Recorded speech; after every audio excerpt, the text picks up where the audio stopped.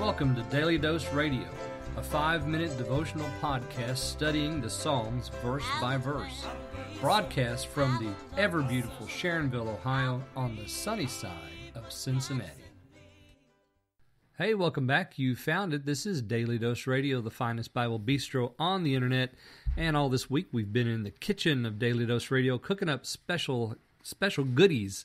Some more dainties are coming your way all this summer as we travel through the early books or the early Psalms in the Psalter.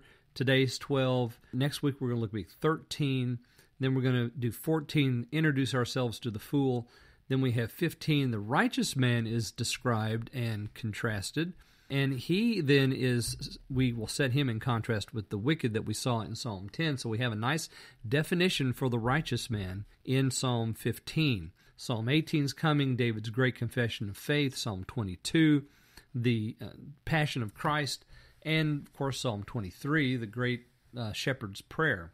I just want to thank my listeners while I have a moment today. My listeners who are around the world. I have a lot of listeners in the United States, but I have a lot more who are listening all over the world. And there are 3 countries that have just been outstanding listeners to Daily Dose Radio.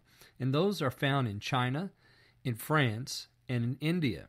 China, France, and India have been constant companions with Daily Dose Radio since I began over 4 years ago. And I just want to thank those listeners for tuning in every day, all the time, listening to Daily Dose Radio, and enjoying some fresh and delicious Bible study where they are in the world. Thanks a lot, and I hope that this is encouraging and uplifting to you as you study the Word of God. We're looking today at verse 8 in Psalm 12, and I've kind of teased you this week about coming back today for verse 8 because it's so important. Let's just read it, and then we'll get right into it. The wicked man causes himself to walk all around. So the worthless is exalted among the sons of men. So a couple of things here I want to pay very close attention to. Number one, the language. The wicked man causes himself to walk. Now, that language is reflexive and it's causative, and we've seen it when we've talked about Enoch and when we've talked about Noah and when we've talked about Abraham. Those men caused themselves to walk with the Lord, with God. Of Enoch it says that he caused himself to walk with God. Of Noah it is said that he caused himself to walk with God. So it's this idea of intentional, purposeful devotion. You give yourself to walking with the Lord. That's your focus.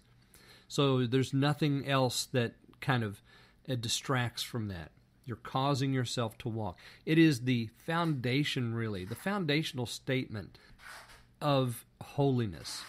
Because once you begin to walk with the Lord and cause yourself to walk with the Lord, then you're going to be walking in His ways. You're not going to be walking in your own because you're causing yourself to walk with Him, and He's walking in His ways, so you'll be walking there too, and that's a pathway of holy living.